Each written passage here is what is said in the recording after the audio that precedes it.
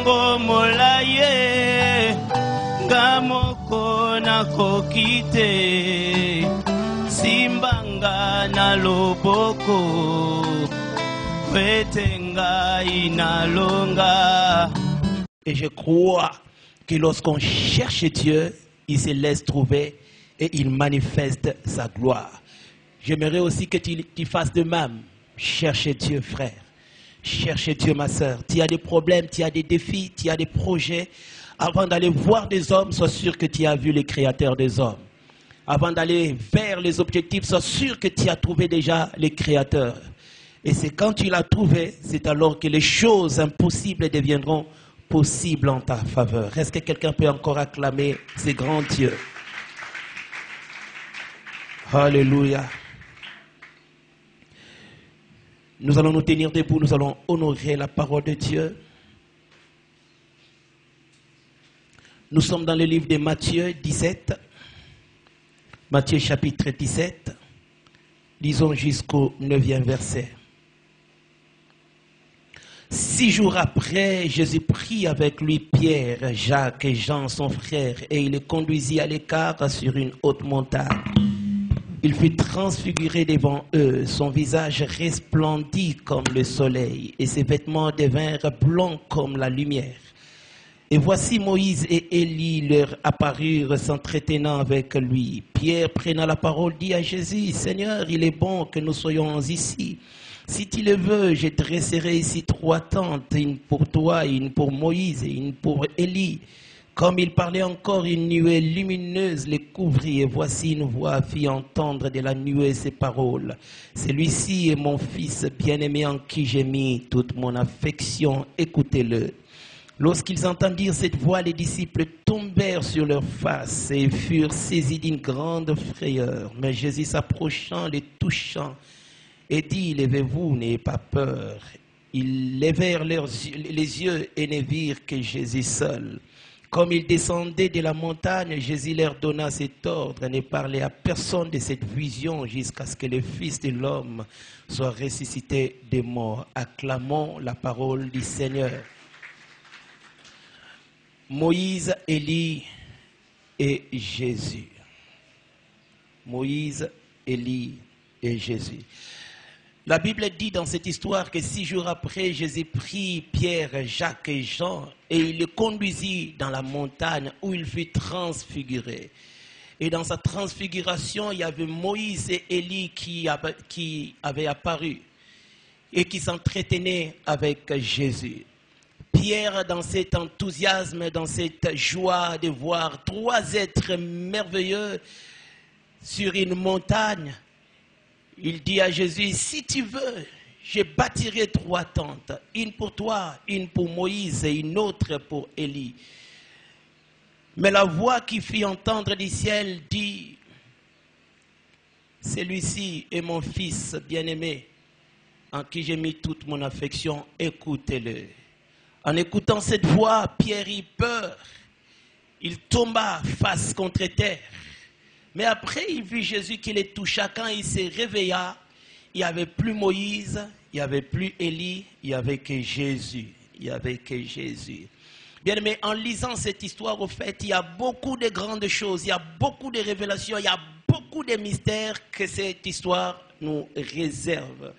Et déjà, quand nous parlons de la transfiguration, en fait, la transfiguration est un changement d'apparence corporelle de Christ pendant quelques instants de sa vie terrestre. Pendant qu'il était sur la terre, il pouvait prendre une forme céleste. Pendant qu'il avait l'aspect humain, il pouvait prendre l'aspect céleste. Pendant qu'il était touchable, visible, il pouvait prendre une image spirituelle. Et cela, c'était un grand spectacle que les disciples avaient vécu. Un changement d'apparence corporelle que Christ avait adopté. La transfiguration, c'est aussi la glorification anticipée de Christ. Avant qu'il ne porte le corps glorieux pour retourner au ciel, il pouvait déjà anticiper la chose. Ces jours-là, il pouvait déjà rayonner alors que l'homme normal ne rayonne pas. Ces jours-là, ses vêtements pouvaient éclater d'une blancheur extraordinaire alors que nos vêtements n'éclatent pas d'une blancheur. Parce qu'il était déjà glorifié avant même que la glorification ne s'accomplisse. La transfiguration, c'est aussi l'image vraie de la nature de Christ. C'est vrai, il avait pris ça pour un temps, mais en fait, c'est sa vie. C'est sa vie de tous les jours. Christ vit dans la gloire, mais il avait simplement accepté de prendre une nature pour vivre au milieu des hommes. Mais la transfiguration, c'est sa vraie nature. Et la glorification, c'est sa vraie nature. L'éclat, la blancheur, la lumière qu'il rayonnait, au fait, c'est ça la vraie nature. Et ces jours-là, Pierre, Jacques et Jean, ils avaient eu l'occasion de voir la vraie nature de celui qui était toujours à côté d'eux. En montant avec Christ à la montagne, ils pouvaient toucher son vêtement. Ils pouvaient parler avec lui comme ils en avaient l'habitude. Ils pouvaient communiquer avec Christ. Mais quand ils étaient arrivés du haut du sommet de la montagne, quand ils ont atteint le sommet de la montagne, le même Jésus qu'on pouvait toucher, le même Jésus qu'on pouvait voir comme un humain, avait changé d'aspect. Il avait pris une autre forme qui pouvait amener l'étonnement, la surprise, l'agrément. Pierre, en regardant son Jésus de tous les jours, en regardant son Jésus du matin, quand il a vu du haut de la montagne, il a dit, ça, c'est une autre personne. Ce n'est pas celui qui était avec nous le matin. Bien aimé, j'aimerais dire à quelqu'un, quelle que soit la connaissance que tu peux avoir de Jésus, quelle que soit l'expérience, tu peux supposer détenir de Jésus. Retiens qu'il te surprendra toujours. Il y aura toujours des choses qui vont t'étonner, des dimensions qui vont te surprendre, des réalisations qui vont te dépasser. Tu peux dire que je connais la manière dont il fonctionne. Oui, c'est le matin. Mais attendons quand nous arriverons au sommet de la montagne, quand il sera transfiguré, c'est là où tu changeras ta manière de le voir. À chaque fois quand Dieu change de manière de voir, à chaque fois quand Christ prend une autre manière, en fait, il nous amène aussi à une nouvelle dimension d'adoration. Parce que quand il avait connu le matin, et quand il le voit le soir d'une autre manière, ça bouleverse ta manière de l'adorer. Un Jésus transfiguré, tu l'adoreras différemment. Alléluia. C'est pourquoi tu ne maîtrises pas Jésus. Tu ne le maîtrises pas. À un certain moment, le même Jésus qui était dans la barque, à un autre moment, c'est celui-là qui marchait sur les eaux. Il amenait toujours des d'étonnement et de surprises. Les Jésus qu'on pouvait amener dans une fête, c'est les Jésus, un jour, il pouvait changer le vin, de l'eau en vin. C'est ça sa nature. Lorsque les gens avaient faim, on savait qu'il fallait peut-être aller acheter du pain. Mais ce jour-là, lui, il avait multiplié le peu de pain qu'il y avait. C'est ça Jésus. Quand il dit que je le maîtrise à gauche, il peut passer par la droite pour te surprendre. Quand il dit qu'il descendra d'en haut, il peut sortir d'en bas. C'est ça mon Jésus. Il n'est pas statique, il n'est pas mécanique. Il fonctionne comme il le veut. Il fait ce qu'il veut comme il le veut. Et des fois, il aime nous surprendre pour nous amener à bien l'adorer. Que quelqu'un adore Dieu différemment par la nouvelle révélation qu'il a reçue. Qu'il te montre des choses qui vont te booster à l'adorer différemment. Alléluia. Bien aimé, à la montagne, Pierre, Jacques et Jean, ils avaient vécu une scène terrible, une scène extraordinaire. Ils ont vu Jésus dans sa gloire, à côté de Moïse et à côté d'Élie. Est-ce qu'ils savaient qu'est-ce qui les attendait? Non. La Bible dit que Jésus les a simplement pris, comme d'habitude, pour leur dire, accompagnez-moi à la montagne. Ils venaient, ils savaient que bon, peut-être on allait vivre la même réalité. Mais du haut de la montagne, ils ont vécu une image exceptionnelle. Ils ont vu Jésus dans sa gloire. Ils ont vu Moïse à côté de Jésus. Ils ont vu Élie à côté de Jésus. Ils ont vécu une scène céleste, mais sur la terre. Bien aimé, celui qui est témoin de la transfiguration, au fait, il comprend qu'après la mort, il y a une autre vie qui nous attend. Parce que Moïse n'existait plus, Élie n'existait plus. Mais ces jours-là, on pouvait voir le Moïse qui était déjà mort, les Élie qui étaient déjà morts, et revenir encore. C'est pour dire que même après la mort, il y a encore une autre vie qui nous attend. Et tous ceux-là qui meurent en Christ, ils reviendront. Car c'est là où nous comprenons qu'après la mort, nous revenons encore, nous vivrons encore ou bien nous mourrons encore à nouveau. Ces jours-là, on pouvait voir Moïse, on pouvait voir Élie, au fait parce que c'était des hommes qui étaient morts dans la gloire. Et c'est comme ça que leur mort n'était pas la mort. Après leur mort, il y avait une vie qui s'était encore manifestée. Tout mort en Christ, il reviendra encore et il vivra encore à nouveau. Les morts en Christ, en fait, ce sont des gens qui dorment parce qu'ils vont se réveiller et ils vont reprendre leur vie. C'est pourquoi même quand nous allons au décès des chrétiens, oui, nous avons raison de pleurer, mais pleurons en gardant l'espérance de nous revoir un jour. Oui, ce n'est qu'un voyage, ce n'est qu'un déplacement, parce qu'un jour nous allons encore nous retrouver. Tu retrouveras ce frère-là qui est mort en Jésus. Tu retrouveras cette sœur-là qui est morte en Jésus. Parce qu'après la mort de tout enfant de Dieu, il y a une vie qui nous attend. Et ce jour-là, Pierre pouvait comprendre que le Moïse dont j'avais entendu parler et le Élie dont j'avais entendu parler vit encore. Parce qu'avec Christ, il y a encore la vie qui nous attend. Et celui qui vit la transfiguration, il comprend davantage qui est Christ. Pierre et les autres, ils avaient une image de Jésus. Mais quand ils l'ont vu dans sa gloire, ils pouvaient dire que cet homme est réellement Dieu. Il ne pouvait plus changer ce qu'il avait vu ces jours-là. Il n'a pas vu seulement Christ dans ce qu'il était, mais il a vu dans sa dimension céleste. Comment changer ce que moi j'ai vu? Je l'ai vu non pas dans sa faiblesse, mais je l'ai vu dans sa gloire. Et lorsque tu vois Christ dans sa gloire, cela va marquer ton esprit et tu comprendras davantage qui il est. C'est pourquoi il y a certaines personnes, tu peux tout faire, ils ne changeront jamais leur adoration parce qu'ils ont vécu des expériences. Tu peux tout lui dire, jamais il ne quittera Dieu. Pourquoi? Parce qu'il sait ce qu'il a vécu en secret, ce que Dieu lui a montré un jour. Des expériences que nous vivons de la part de Dieu confirment davantage qu'il est Dieu et qu'il peut tout faire.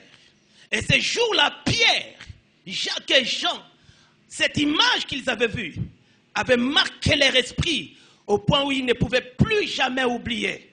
Au point où ils savaient maintenant, le Jésus avec qui nous sommes n'est pas seulement un humain, il est aussi divin. Alléluia. Et la Bible dit que Moïse et Élie s'étaient présentés ces jours-là. À côté de Christ, il y avait un Moïse, il y avait un Élie. Moïse, c'est l'image de la loi. Et Élie, c'est l'image du prophétisme. Et lorsqu'on met ensemble la loi et le prophète, cela constitue l'ancienne alliance. Les deux personnages, au fait, c'était l'image de l'ancienne alliance. À côté de Jésus qui était l'image de la nouvelle alliance. Et ce jour-là, il y avait un transfert. C'est que les pharisiens ne pouvaient comprendre que ce jour-là, l'ancienne alliance était restée. Et seule la nouvelle alliance continue à demeurer. Bien aimé, lorsque tu demeures encore sous l'ancienne alliance, tu subiras le poids de la loi. Tu subiras la force de la loi. Et comme personne ne peut obéir totalement à la loi, et toi aussi tu ne sauras jamais te dépasser parce que la loi sera toujours au-dessus de toi. C'était le jour du transfert entre l'ancienne alliance et la nouvelle alliance. Moïse et Élie qui représentaient l'ancienne alliance, Christ qui représentait la nouvelle. Et lorsque Moïse et Élie disparut, Christ qui était resté, cela reflète simplement que nous ne sommes plus aux temps anciens. Nous sommes au temps de la nouvelle alliance. Christ qui était resté représente la nouvelle histoire avec Dieu, avec de nouvelles formes, avec de nouvelles stratégies, avec de nouvelles manières. Alléluia. C'est pourquoi tous ceux-là qui sont esclaves de Moïse, ils seront davantage limités. Tous ceux-là qui ne s'appuient que sur la loi, ils auront davantage de limites. Mais nous, qui ne comptons que sur la grâce, ça ne sera pas nos efforts, mais les efforts de celui qui a vaincu pour nous. Alléluia. Si la loi devait être l'objet de la personne elle-même qui devait s'efforcer pour gagner, s'efforcer pour plaire à Dieu, s'efforcer pour vaincre, au temps de la grâce, ce ne sont plus mes efforts. les efforts de celui qui a vaincu pour moi. Moi, je m'appuie seulement sur lui. Moi, je crois seulement en lui. Moi, j'accepte seulement qu'il soit avec moi. Et tout ce qu'il a vécu, je le vivrai aussi. Alléluia. Alléluia. Et Pierre, dans ce spectacle, il demande à Christ, est-ce que tu peux accepter que nous construisions ici 3 tentes? Une pour toi, une pour Moïse et une autre pour Élie. Il a demandé à ce qu'on construise 3 tentes. Une tente pour la loi, une tente pour les prophètes et une autre tente pour la grâce. Et ce que j'aime, Christ ne lui a rien dit, mais c'est Dieu qui a réagi. Christ n'a rien dit à la prière de Pierre, mais c'est le ciel qui a réagi. Dieu dit, ce n'est pas Moïse, ce n'est pas Élie. Écoutez Jésus, parce que c'est en lui que j'ai mis toute mon affection. Écoutez Jésus, attachez-vous à Jésus, connectez-vous à Jésus, pas à Moïse, pas à Élie. Demeurez dans la tente de Jésus, pas dans la tente de Moïse, pas dans la tente d'Élie. Pierre avait demandé de bâtir 3 tentes. Mais retenez, j'aimerais nous dire simplement que nous n'avons pas besoin de 3 tentes, nous avons besoin d'une seule tente. La tente de Jésus, la tente de la vie, la tente de la grâce. Et cette tente, nous ne devons pas la bâtir au mont Tabor, là où il y avait la transfiguration. La tente de Jésus, nous devons la bâtir dans nos cœurs. Oh, ça doit être dans nos cœurs. C'est l'endroit où la tente de Jésus doit habiter nos vies. Oh Seigneur, je vais bâtir une tente pour Moïse. Que faire dans la tente de Moïse? Même ceux-là qui étaient sous cette tente, ils ne l'ont pas supporté. C'était difficile de vivre sous la tente de Moïse. Parce que tu pouvais obéir à 9 lois. La seule loi dans laquelle tu n'obéiras pas, ça te condamnera et ça illuminera les 9 autres. La tente de Moïse, c'était une tente terrible, difficile à vivre. Mais la tente de Jésus, c'est cette tente de paix. C'est cette tente de grâce. Où ce n'est ni par la force, ni par la puissance. C'est par la grâce que nous recevons ces choses. Alléluia. Bien aimé, toutes ces choses, Pierre l'avait vécues simplement parce qu'il avait accepté d'accompagner Jésus à la montagne. S'il n'avait pas accepté ce jour-là de suivre Christ à la montagne, jamais il ne pouvait vivre ces choses. Le simple fait de dire oui, Jésus, nous te suivons. Comme tu vas à la montagne, nous t'accompagnons. Le simple fait d'accepter cette demande de Christ lui a permis de vivre de grandes choses. Un grand événement. Bien aimé, la montagne, c'est l'image de la prière. La montagne, c'est l'image des efforts que nous devons fournir. La montagne, c'est l'image des sacrifices que l'homme doit faire avant de voir ce qui lui est réservé du sommet de la montagne. Bien aimé, pour atteindre le sommet, il faut monter, il faut escalader, il faut payer un prix. Ce n'était pas qu'ils ont disparu de la vallée directement, ils ont atteint la montagne. Non, ils montaient. Et le mont Tabor, c'était une vraie montagne. Seul Christ savait ce qui allait se faire au sommet. Mais Pierre, Jacques et Jean, ils ne savaient rien. Mais ils avaient simplement accepté d'accompagner Christ. Bien, mais retenons ces petits principes. Lorsqu'il y a une grande destinée qui t'est réservée, lorsqu'il y a des grandes responsabilités qui t'est réservées, bien, mais il y a des endroits où Dieu t'amènera forcément. Il y aura des endroits où il voudra que tu y ailles. Il y aura des choses qu'il voudra que tu fasses. Pour ceux-là qui ont des grandes destinées, il n'y aura pas que de roses, mais des fois il faut passer par des épines, des fois il faut passer par les déserts, des fois ce sont des choses difficiles qui seront pour vous une école pour atteindre le niveau que Dieu vous attendra. Quand tu te poses des questions, pourquoi moi? Pourquoi de telles choses m'arrivent? Pourquoi de telles difficultés m'arrivent? Oui, parce que c'est toi, parce que tu as une destinée, parce que tu as un avenir avec Dieu, parce qu'il y a des choses que Dieu a réservées pour toi et que c'est toi seul qui dois les faire. Et il faut qu'il ait le temps de te former, de te réformer encore. Oui, pleure si tu peux pleurer, mais ça ne va pas atténuer la souffrance. Tu souffriras toujours, parce qu'il y a la montagne qui t'attend. C'est pourquoi moi c'est compliqué, pour avoir quelque chose c'est compliqué. Oui, parce que c'est toi. La montagne est là, il faut monter parce qu'au sommet, il y a une expérience à faire. Beaucoup de gens n'aiment pas la souffrance, alors que la souffrance est une grande école. Les difficultés que nous rencontrons des fois nous façonnent pour que nous puissions avoir l'image qu'il faut au sommet. Tu ne peux pas voir Élie et Moïse et Jésus dans la transfiguration si tu ne payes pas les prix. Nous commençons les programmes des jeunes demain. C'est notre montagne. L'expérience nous attendra au sommet, mais c'est notre responsabilité d'y monter. Autant tu ne voudras pas payer les prix, autant aussi cette année restera la même année comme l'autre année. Autant tu ne feras pas ta part, autant aussi tu ne verras rien comme expérience avec Dieu. Avec Dieu, il y a toujours une part que l'homme doit faire. Il y a toujours un effort que l'homme doit fournir. Il y a toujours quelque chose que l'homme doit faire. Et s'il te dit montons, c'est qu'il te réserve des choses au sommet. Monte simplement. Oh non, moi je n'aime pas la souffrance. Jamais tu ne quitteras la souffrance. Moi je n'aime pas gêner. Jamais tu ne verras de grandes expériences. Moi, je n'aime pas prier. Oui, n'aime pas prier, mais tu ne verras jamais de grandes choses. Des fois, les grandes choses cachent. Des grands sacrifices cachent de grands résultats. Lorsque nous lisons la Bible, la plupart des grandes choses que Dieu a faites, il les a accomplies dans la montagne. Aux temps anciens, Dieu était considéré comme le Dieu de la montagne. C'est dans la montagne qu'on le rencontrait. C'est dans la montagne qu'on voyait Dieu. C'est pourquoi des gens commençaient par Abraham. Il a demandé à ce qu'il sacrifie son fils Isaac du sommet d'une montagne, au mont Moriah. Pour que Moïse reçoive la loi, il fallait qu'il atteigne le mont Sinaï, du sommet d'une montagne. Pour que Israël, les sacrificateurs, bénissent le peuple, il fallait qu'il se tienne du haut d'une montagne pour déclarer sur le peuple. Même Christ, il acceptait de mourir sur une montagne. C'est pour dire que dans l'ancien temps, tout ce que Dieu voulait que son peuple ou bien ses serviteurs fassent, il les amenait toujours du haut de la montagne pour qu'ils le fassent là-bas. C'était comme une adresse de Dieu.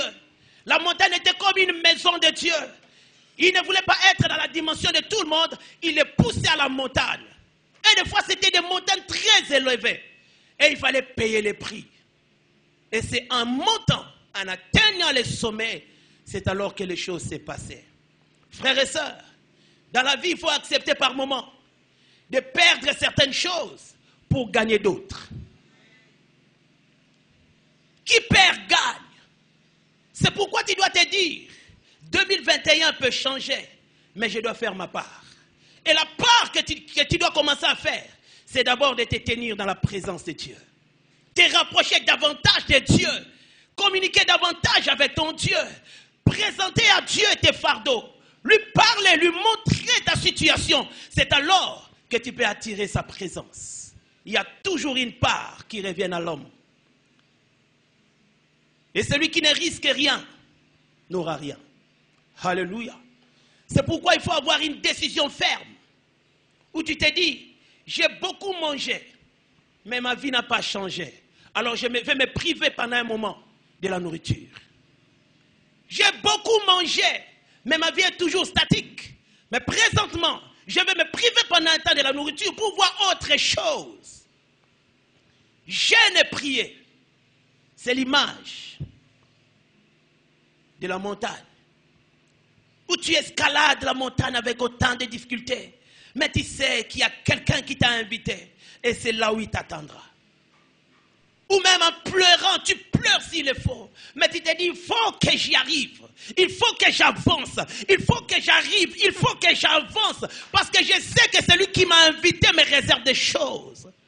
Tu ne peux pas payer le prix dans la présence de Dieu et rester toujours bredouille. Non, il y a toujours un résultat qui nous arrive lorsque nous faisons notre part. Il y a toujours des choses que nous expérimentons.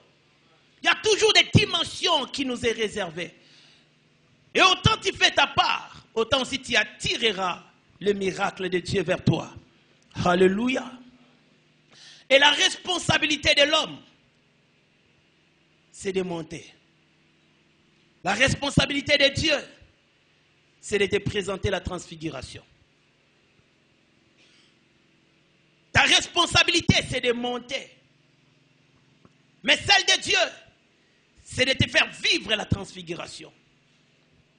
Bien-aimé, du haut de la montagne, quand il voit Jésus, quand il voit Moïse, quand il voit Élie, ce sont des personnages, mais aussi des messages. Jésus est un message.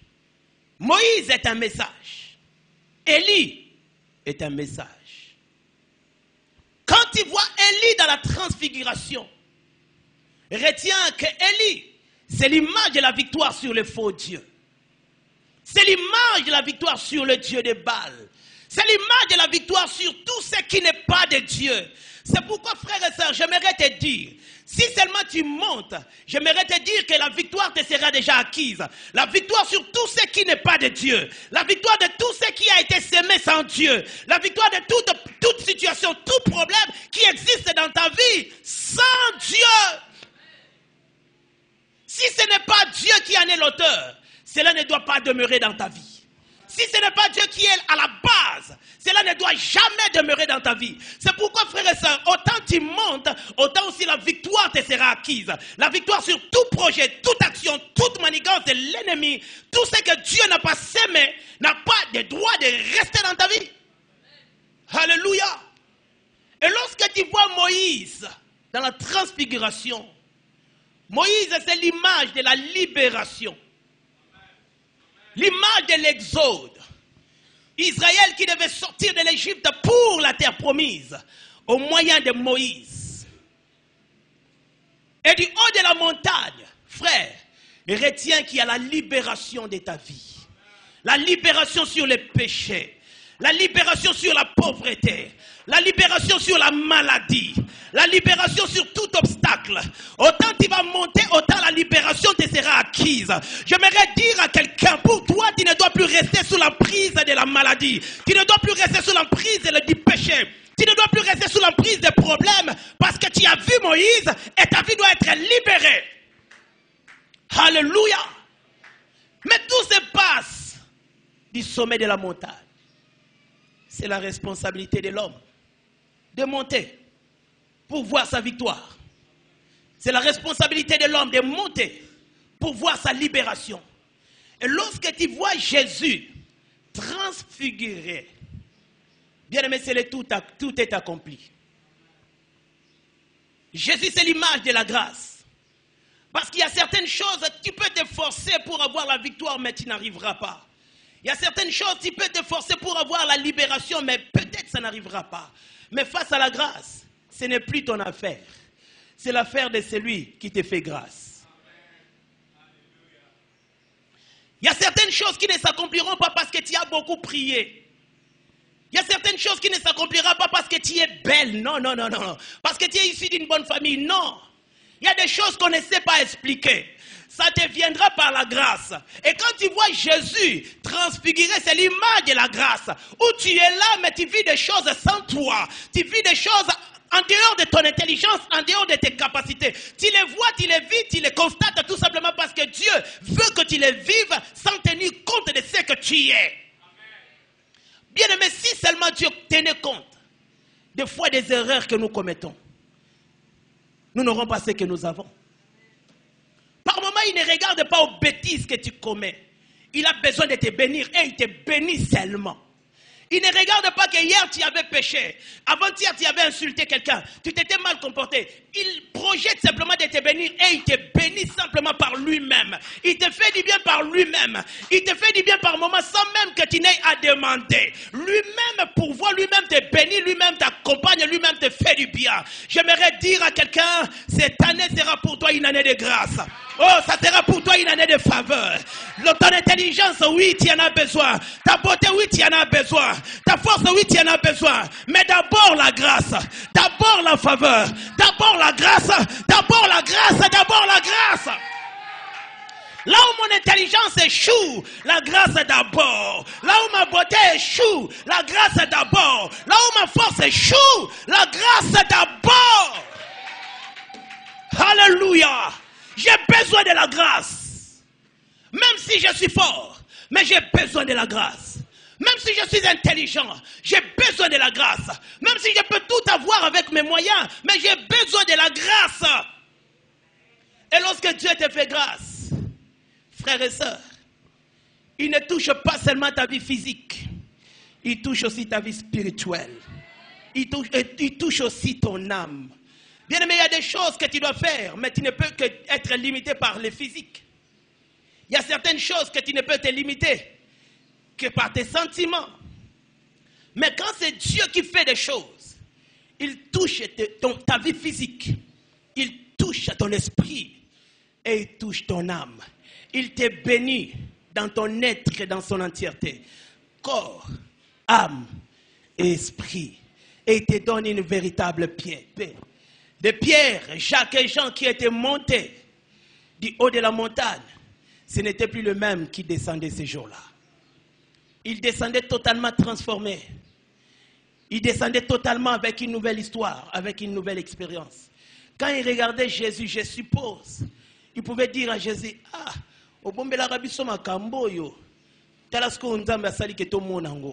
ils ont compris que le Jésus que nous voyons toujours et celui que nous avons vu de la montagne n'était plus la même personne. Ça a changé leur considération vis-à-vis de Jésus. Ça a amélioré leur manière de vivre en intimité avec ce Jésus. Ça a rendu plus meilleur leur attachement à Dieu. Bien aimé, j'aimerais dire à quelqu'un, quiconque vit longtemps dans la présence de Dieu, quiconque expérimente les choses avec Dieu, quand il sort de ces choses, il est bouleversé, il est transformé, il est changé. Et c'est ainsi que vous pouvez voir quelqu'un qui menait une certaine vie, mais après un temps, vous ne savez plus qu'est-ce qui lui est arrivé. Il était trop avec les gens, mais vous les voyez aimer la solitude. Vous les voyez prier, vous les voyez s'attacher à l'église, vous les voyez vivre dans la méditation. Certainement, il y a des choses qu'il a vécues. Il y a une expérience qu'il a expérimentée. Il y a une histoire qu'il a vécue avec le Seigneur. À chaque fois qu'on est proche de Dieu, on n'en ressort jamais sans une vie, sans un comportement nouveau, sans une dimension nouvelle qui nous est attachée. C'est pourquoi après Alpha 40, il faut te préparer à un nouveau style de vie. Toi qui n'aimes jamais abandonner des vêtements qui attirent les hommes, après Alpha 40, tu vas changer ta garde-robe. Un nouveau comportement va commencer. Toi qui à tout moment tu ne sais pas contenir ta bouche, tu parles. Après le programme de jeûne et prière, bien aimé, tu ne sauras plus parler comme tu parlais avant. Tu parleras, mais tu ouvriras ta bouche lorsqu'il s'agit de choses importantes. Tu ne diras plus de choses comme tu les faisais avant. Tu auras la sagesse de parler quand il faut parler et de te taire là où il faut te taire. Il y a certaines personnes qui ont une dimension moindre de l'amour de Dieu. On aime Dieu quand tout va bien et puis on abandonne Dieu quand tout va mal. Tu verras que ça va booster ta manière d'aimer Dieu. Tu aimeras Dieu non seulement parce qu'il faut avoir des choses, mais tu aimeras Dieu tout simplement parce que tu l'aimes. Après le programme de prière, beaucoup de vies seront transformées. Oui, Dieu va toucher les esprits, il va toucher les âmes, il va toucher les corps. Tu seras béni matériellement, tu seras béni spirituellement, tu seras béni financièrement. Le corps, l'âme et l'esprit seront davantage bénis. Tenons-nous debout, nous allons prier.